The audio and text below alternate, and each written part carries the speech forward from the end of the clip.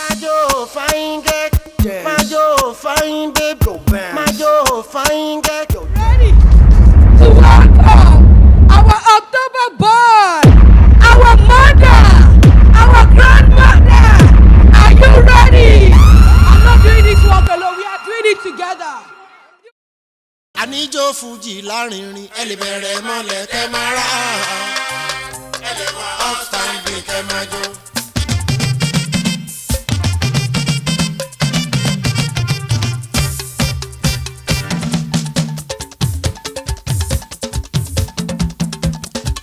Mo níjó Fuji lárinrin. Ẹ lè bẹ̀rẹ̀ mọ́lẹ̀ kẹ́ máa rà á. Ẹ lè wá upstanding kẹ́ máa jó. Orin takata gbọ́ tó tẹ́wọ́ jó. Tíná kò gbọ́ tó tẹ́wọ́ jó.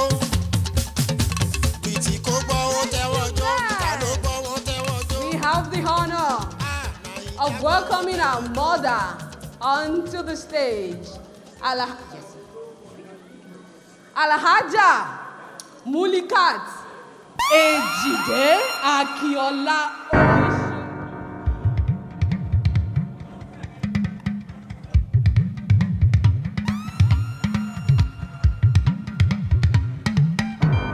Merciful God,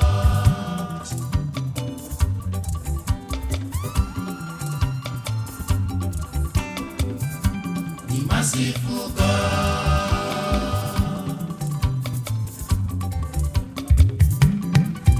ọba tó ṣoore fún mi ṣoore fún ẹ tó ṣoore lójoojúmọ́, ọba kan má ti kà lẹ́yìn, adúró gbọ̀ngbọ̀n lẹ́yìn aṣòótọ́. Kò jẹ́ ronú ibi rárá. The merciful God.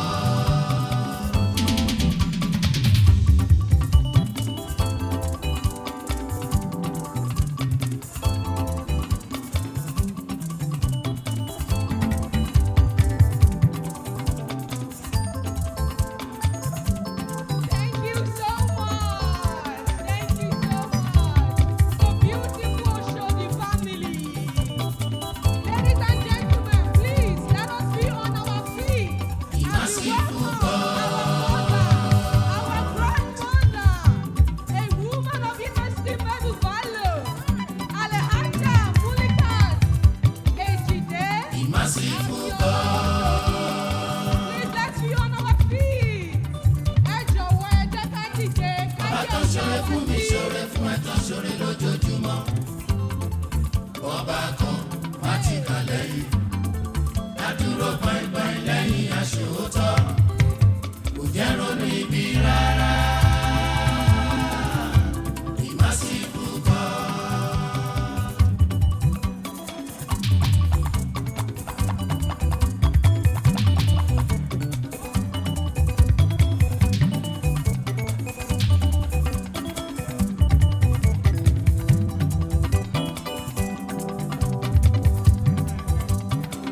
our lovely mommy. Ìyá mi lọ́kọ̀. We are still going to have time to dance with mommy. The only people I want on the dance floor are the people on the 7th floor and the grandchildren and children of our mother. Àwa máa rí di ọba Elédùmarè. Ó dáàbò bò mí táyà tọmọ tẹbí tará. Ó dáàbò bò mí táyà tọmọ tẹbí tará. Ìgbòkègbodò mi kò jẹ́ kó já sórí asán. Ìgbòkègbodò mi kò jẹ́ kó já sórí asán. Mò ń yan fáńdá fáńdá lójú apẹ̀gùn. Bí ọ̀pọ̀lọ́ ṣe ń yan lójú ẹlẹ́gùsí. Ẹlẹ́gùsí ò gbọ́dọ̀ yí látà. The merciful God.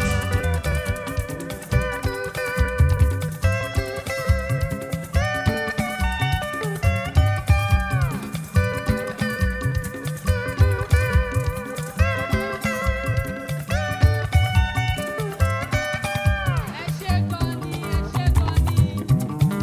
The only people we want on the dance floor is the family and our fathers and our mothers on the 7th floor. Ẹ ṣé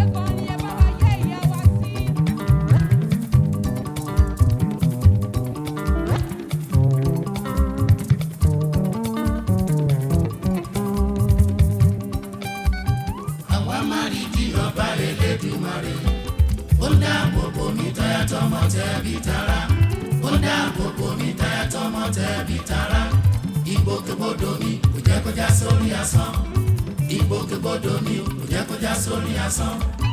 Mò ń yan fáńdá lójú apẹ̀gàn, bí ọ̀pọ̀lọ́ ṣe ń yan lójú ẹlẹ́gùsí, ẹlẹ́gùsí ò gbọ́dọ̀ yí látà.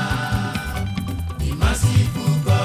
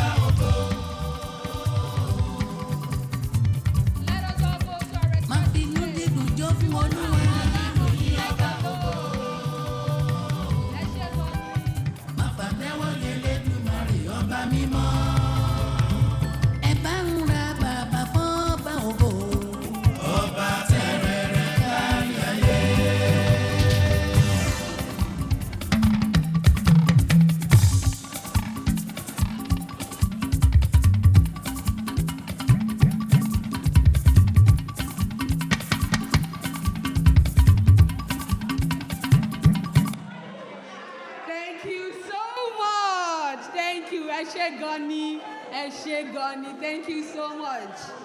Ẹ kú ọjọ́ ìbí ìyá wa Alhaja Mulikat Ejide Oshodi.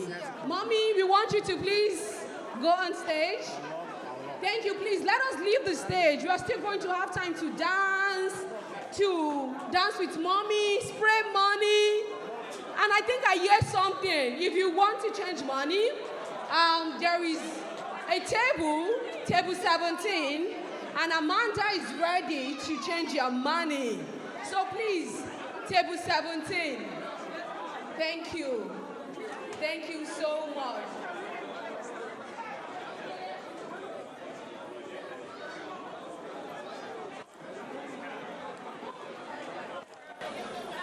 Thank you so much. Mommy is looking ravishing and dashing. Do you agree with me? Do you agree with me? Yes. That's our beautiful mommy.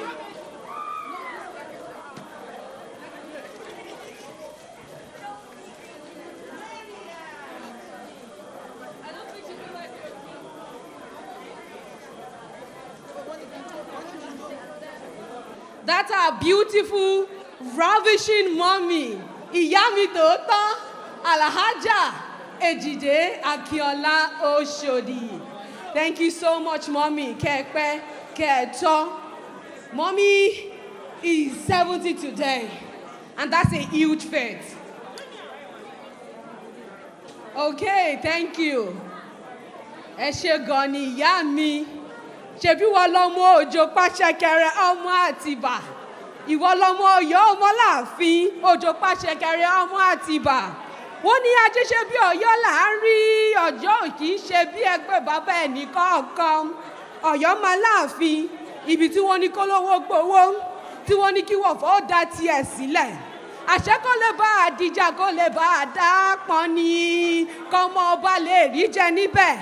Ìyá mi Èjìdé ìwọ lọmọ Ọ̀yọ́ Ọ̀yọ́ máa Láàfin abájọ owó pọ̀ lọ́yọ́ ilé ẹni rẹ̀ ní nǹkan lọ́yọ́ Aláàfin ṣèbí dùndún láláàfin Ọ̀yọ́ ń jó Ọ̀yọ́ ló gbin àgbàdo ọ̀ràn sẹ́yìn kùlé ẹlẹ́yìnkùlé ẹlẹ́yìnkùlé ò gbọ́dọ̀ jẹ́ bẹ́ẹ̀ ni kò sì gbọ́dọ̀ tú dànù ọmọ ikú tí kú ò lè pa ṣèbí wọ́n lọ́mọ àrùn tí àrùn ò lè ṣe ìwọ lọmọ òfò tó fò tó bẹ̀ kó ṣe ìyá mi Múlíkátù kó o pẹ́ kó o tọ́ kó o gbó lọ́lá yárábì lókè. Thank you so much, our mom. That is our beautiful mommy, Alhaja Mulikat Ejide. Ẹ ṣé gan ni, $1. Ẹ ṣé gan ni ìyá mi. Thank you so much. Hey, àwọn ọmọ Ọ̀yọ́ wà níbí. Thank you so much. Èmi lọ́mọ Ìbàdàn nílé Olúyọ̀lé, ọmọ Àjẹ̀gbíyó, ọmọ Àfikárahun fọ́rímù. Thank you, mommy. Thank you so much. Ẹ ṣé gan ni bá ẹ ṣé. Kẹ̀pẹ́ kẹ̀tọ́ fún wa lágbọ̀rọ̀ lọ. Thank you. Thank you so much. We want to start with prayers because prayers are very important. It is the beginning and it's also the end. Now we have the honor of inviting our Afa Abdul Ghaffar Abikan to please give us the opening prayer. Assalamu alaikum wa rahmatullahi wa barakatuh. Èmi á transfer microphone sí brother mi àgbà tán wà níbí báyìí kàn bá ṣàdúrà bẹ̀rẹ̀. أعوذ بالله من الشيطان الرجيم بسم الله الرحمن الرحيم. Let me seek your indulgence to stand up for the prayer, please.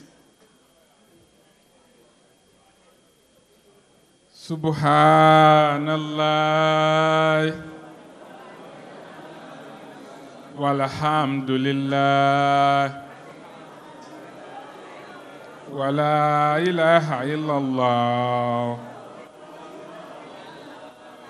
Allahu Akbar. Allahu Akbar. Wala hawla wala quwwata illa billahi al-aliyyil azim. Adúpẹ́ fún Ọlọ́run Ọba. Adúpẹ́ fún Ọlọ́run Ọba. Ká tún sọ alhamdulillahi rabbil alamin. Ọjọ́ èní ọjọ́ ọpẹ́ ni, ọjọ́ ayọ̀ ni, ọjọ́ ìdùnnú ni. Gẹ́gẹ́ bí MC ti ń sọ fún wa látàárọ̀ kò easy kéèyàn ó di 70. Ìgbà tí wọ́n pe àwọn tí wọ́n ti dé 70 yẹn tí wọ́n jáde ẹ rí pé èrò pọ̀ ń bẹ. A máa dúpẹ́ fọ́lọ́run Ọba iye nọ́mbà àwọn tí wọ́n jẹ́ wọ́n ti tún lé ọ̀kan kún ní alẹ́ yìí. Ọlọ́run jẹ́ káwọn náà ó débẹ̀. Àwọn tí wọ́n ti wá débẹ̀ abayíyọ̀ a kì í kó rere eléyìí ò ní jẹ́ àṣemọ lágbára Ọlọ́run Ọba. A lè pe ìyá oníbàzè lénìí a tún lè pè ní bébì ọmọ oníbàzè torí pé gbogbo ẹni tó bá níyà láyé ọmọ náà sì ni wọ́n sì níyà láyé ẹgbẹ́ Ọlọ́run Ọba tóbi jẹ̀mọ́ kí bí ayé ṣe le tó ní ìsinyìí kéèyàn ó dàgbà títí kó fi dé 70 kò easy o kò easy níbikíbi torí nǹkan tó ń pààyàn láyé ó ti pọ̀ ju nǹkan tó ń yé èèyàn lọ advancement pọ̀ láyé gan síbẹ̀síbẹ̀ wọn àti ìrí nǹkan tó ń pààyàn kan dínkù ó tún pọ̀ sí ni gbogbo ẹni tọ́lọ́run bá wá ní kí ó dirú àsìkò yìí a bá yín dúpẹ́ o àlàáfíà náà á tún máa pọ̀ sí ìdùnnú náà máa pọ̀ sí oríire náà máa pọ̀ sí irú eléyìí báyìí á kárí gbogbo wa náà o àwọn tí wọ́n ti dé 70 wọ́n á tún ṣe 80 o wọ́n á ṣe 90 o wọ́n á ṣe 100 120 ṣé kí n máa kà lọ àmọ́ wa tá a ti débẹ̀ náà Ọlọ́run jẹ́ ká débẹ̀ o. Al-Fatiha. Bismillahir Rahmanir Rahim. Alhamdulillahi Rabbil Alamin. Ar-Rahmanir Rahim. Maliki Yawmiddin. Iyyaka na'budu wa iyyaka nasta'in. Ihdina siratal mustaqim. Siratal ladzina an'amta 'alayhim. غير المغضوب عليهم ولا الضالين آمين سبحان ربك رب العزة عما يصفون والسلام على المرسلين والحمد لله رب العالمين. Thank you very much. Thank you so much. Ẹ ṣé gan ni, k'Ọlọ́run jẹ́ kó rí bẹ́ẹ̀, k'Ọlọ́run jẹ́ fàṣẹ sí i. Àwọn àfáà wa ti sọ̀rọ̀, k'Ọlọ́run bá wa fàṣẹ sí i.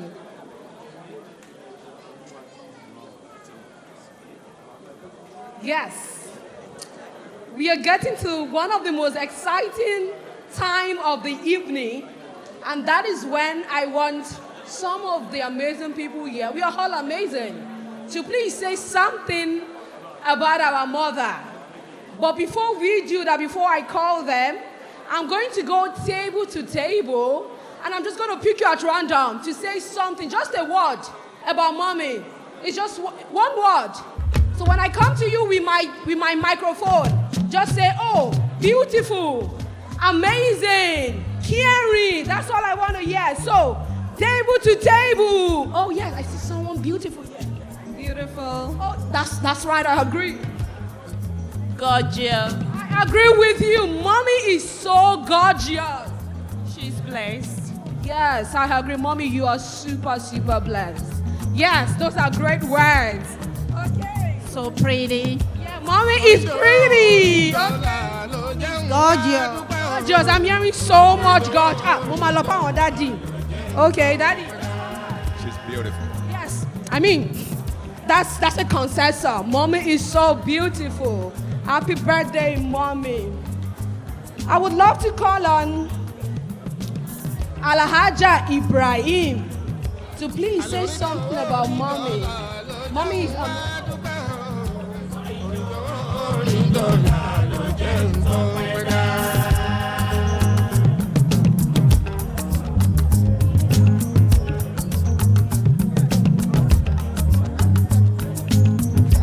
bíṣẹ́ bá ti lálùbáríkà ọpẹ́ ló yẹ kẹrù ó dá. Daddy, thank you so much, MC.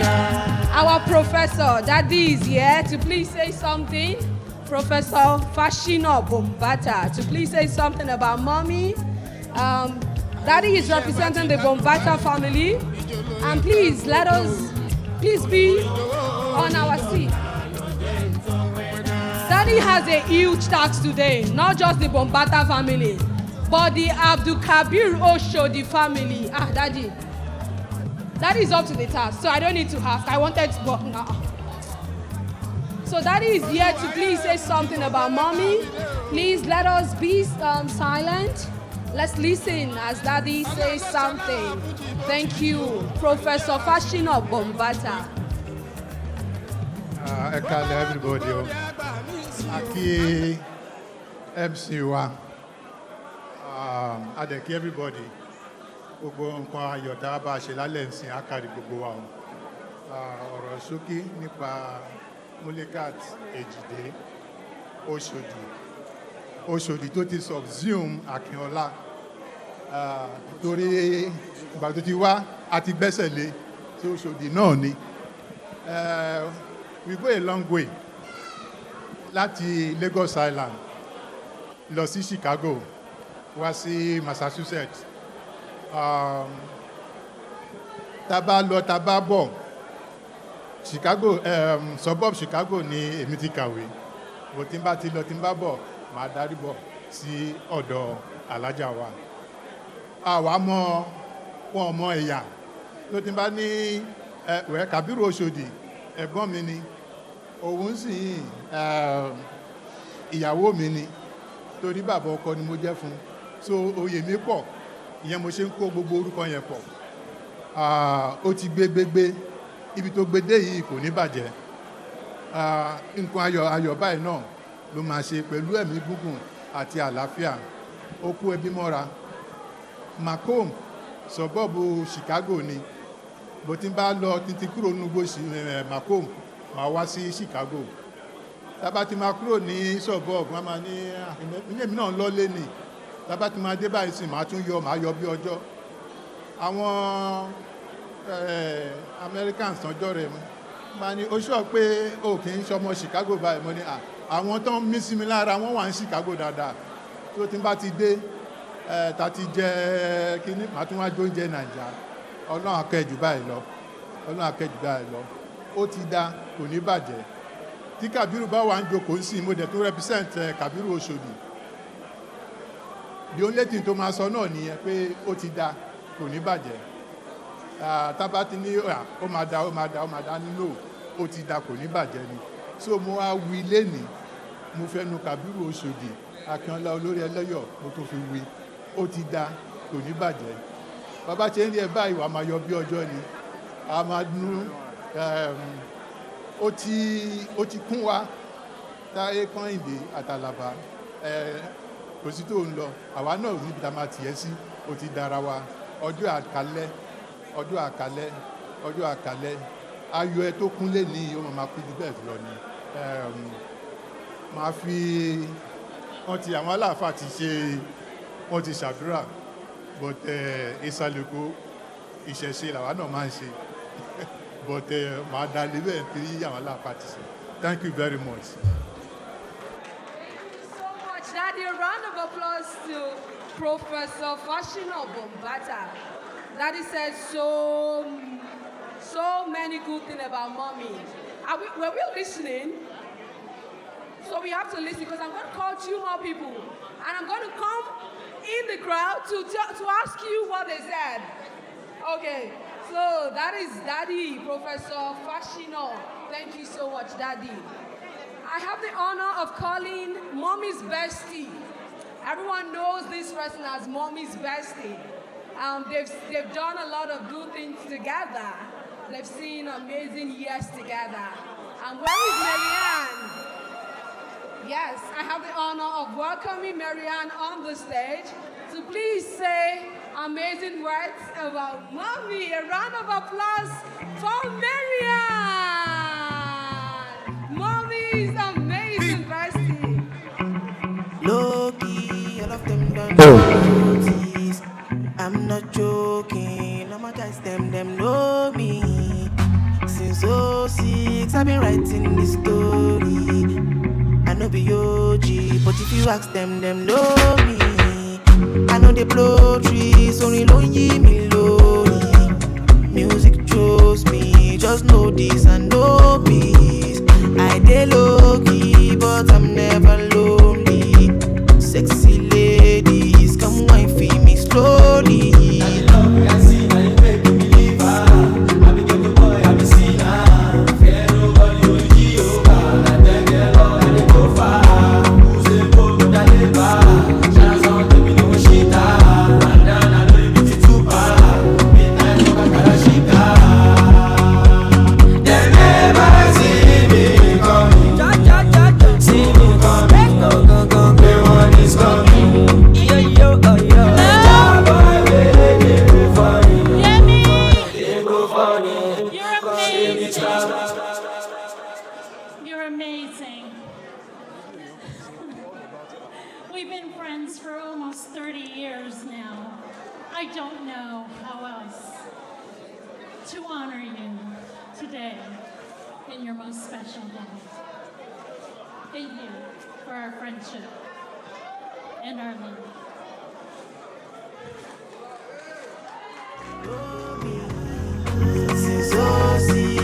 Thank you so much, Marianne. She's short of words.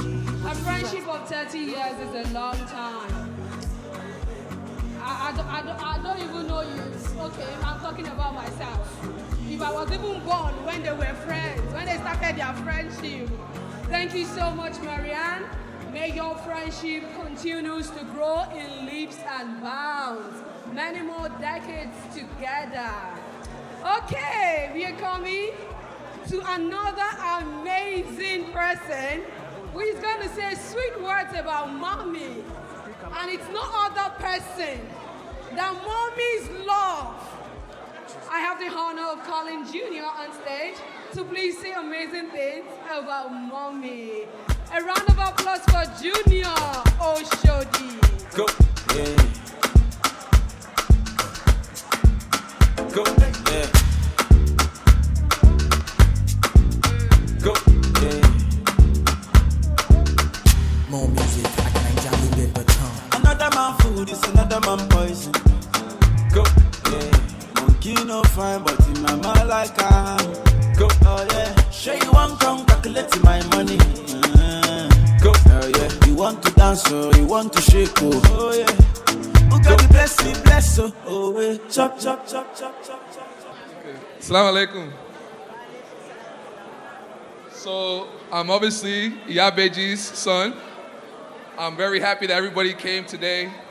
We very much appreciate you. Thank you very much for showing up for Iyabeji, a woman I love very, very much. I was asking my mommy some things earlier in the week today about how she grew up in her life. She told me that the way she grew up, she raised chickens. She grew up in a village with one TV. That lady that came from her background is in a room today with 200 plus people that love her very much. She's touched so many people that you all came here today to celebrate her life. That makes me very happy.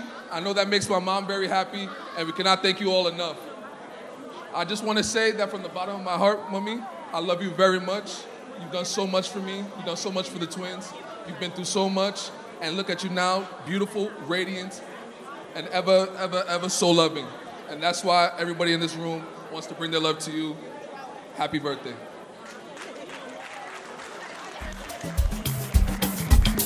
Everybody moving their body. Thank you so much to our DJ. We are coming to another section of our event, and we want to welcome Mommy again for the second time. So I want everybody born in October, if you're born in October, please come onto the dance stage to welcome Mommy into October. Ladies and gentlemen, if you are born in October, come onto the dance stage. October people.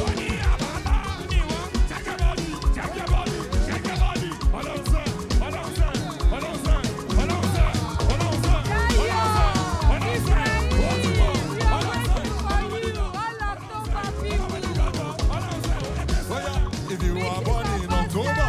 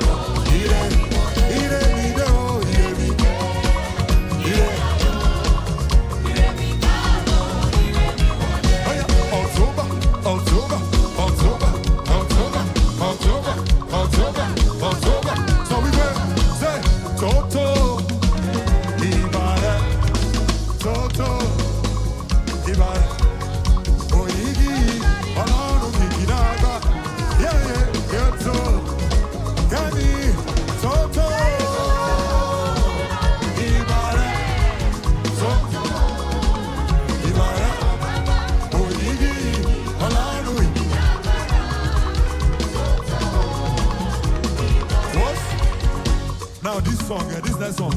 Now, October, get this one. Mushimo. Are you ready? Sọ pé mo ti sọnù sínú ìgbèkùn ẹ̀ṣẹ̀. Sábọ́nì bòjì ìlú àti ìgbàgbé. Àti omi pín, àti omi pé kò sí ìrètí fún mi. Torí mo jẹ̀bi, gbogbo ẹ̀sùn sábọ̀. Yé o, ṣùgbọ́n ìdè níjà, mọ́tò mi ní rárá nígbà mọ́. Yé o, àti rà mí padà, àti san gbèsè mi nígbà ẹ̀. Sọ wípé Jesus yọ ìsà. Ẹ ké hallelujah o, hallelujah. Yeah, praise the one who set me free. Hallelujah. There's love is grip on me. You have broken every chain. There's Jesus Christ. Please stay on the dance floor because we are here for our mommy. For our mommy born in October. All October celebrate. Let me hear your voice. Say yeah, yeah. Say yeah, yeah. Okay now. DJ, we are ready to welcome our October born, our mother, our grandmother. Are you ready? I'm not doing this walk alone. We are doing it together. Do we stand ready? Okay. Ladies and gentlemen. Ladies and gentlemen. Please welcome our mother, our grandmother, Alhaja Mulikat Ejide Oshodi. Escorted by amazing elegant sisters. Alóyinlóhùndé wálé agbẹ́dẹ́gbẹ́ ọ̀rẹ́ o. Sílẹ̀ bàbá wọn ká tán délẹ̀ o. Mi ò ní lọ síbi kan bàbá wọn ká tán délẹ̀. I don't care what they say. Èwo ni kó ló bá torí mo fẹ́ fọ́mọ yín. Èwo ni ti warrant officer torí mo fẹ́ fọ́mọ yín. Wọ́n bí mi mo túra bí èmi gangan làbí sọ́lá mo bọ́lá bí mo jí bọ́lá mo fẹ́ sọ̀kọ̀ bọ́lá ti tó. Sílẹ̀ bàbá wọn ká tán délẹ̀. Kó ló bá eléré ò dá o sí ṣáàzù dá. Mo léléré ò dá o sí ṣáàzù dá. Àwọn kan bẹ nílẹ̀ yìí ojoojúmọ́ náà ń ṣọmọ wọn gbóná jù kò sí ṣáàzù lọ. Orúkọ tèléré ni la fi mọ̀ wọ́n káàkiri. Ẹ̀bẹ̀ ni mo bẹ̀ yín o. Ìdọ̀bálẹ̀ mi máa re ẹjẹ́ ń fẹ́ ìyàwó mi o.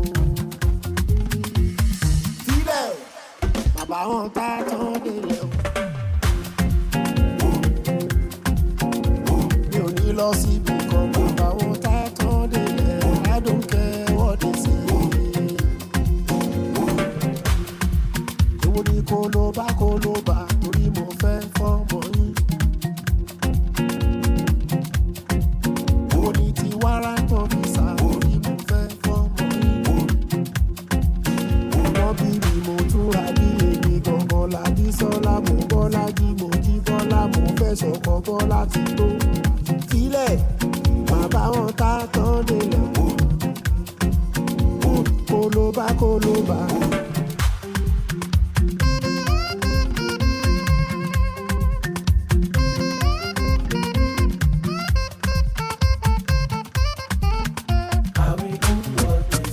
What matters to me is to become a singer. What matters to me is to love her forever.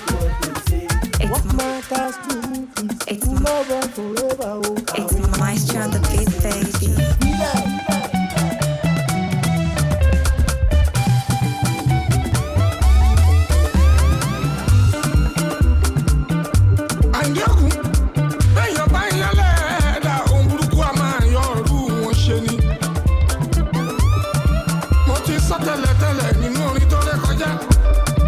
Ẹni Ọlọ́run fẹ́ lọ́mọ èèyàn fẹ́. Ẹ máa yọ́nú sí mi. Àgbàtọ̀mọdé ẹ máa yọ́nú sí mi o. Ọkùnrin tóbìnrin ẹ yọ́nú sí mi. Ẹni bá yọ́nú sí mi. Ṣọ́jú ìyọ́nú Ọlọ́run ọba. Ìyọ́nú Ọlọ́run ọba. Ìyọ́nú Ọlọ́run ọba. Ìyọ́nú Ọlọ́run ọba. Ìyọ́nú Ọlọ́run ọba òun lẹ́ máa rí. Mo ní ẹ máa yọ́nú sí mi. Ọkùnrin ẹ yọ́nú sí mi. Obìnrin ẹ yọ́nú sí mi. Gbogbo ẹni bá yọ́nú sí mi o. Ó ṣọ́jú ìyọ́nú Ọlọ́run ọba.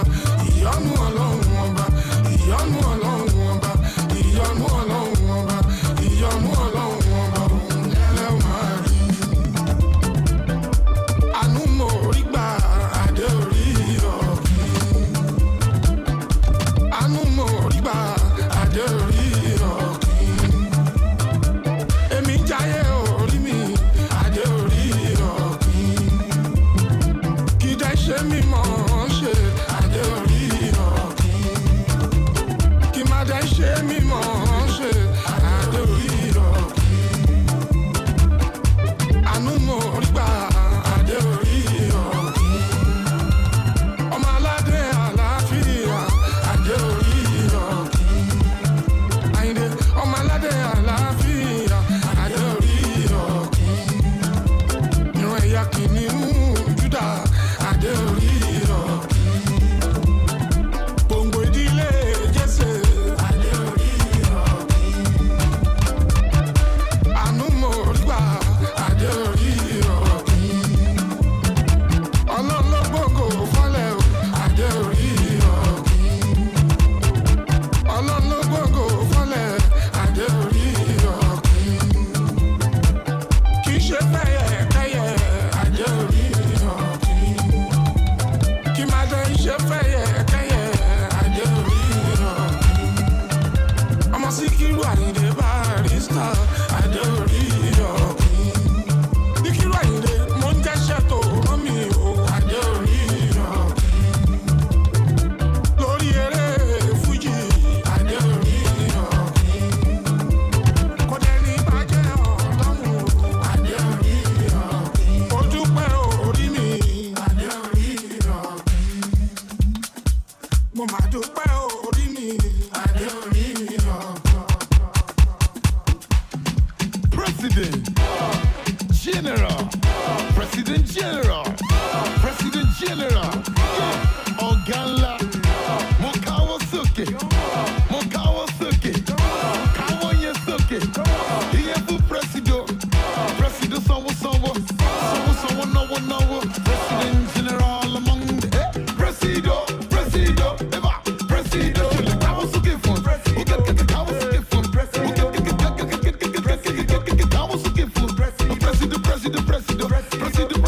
Solo, CC, Your Excellency, Your Royal Majesty, Odogu Silencer, Ogadeshe Transfer, Ogalashe Transfer, Odogu Silencer, yes, Presido,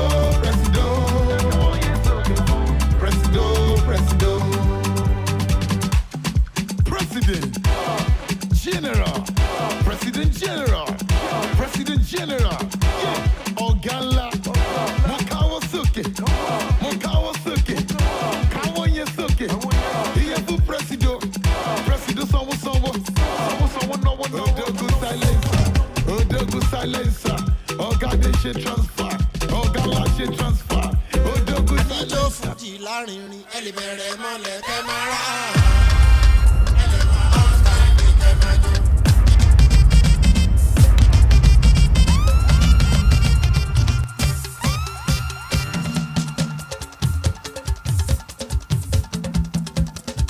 Mo níjọ́ Fújì lárinrin.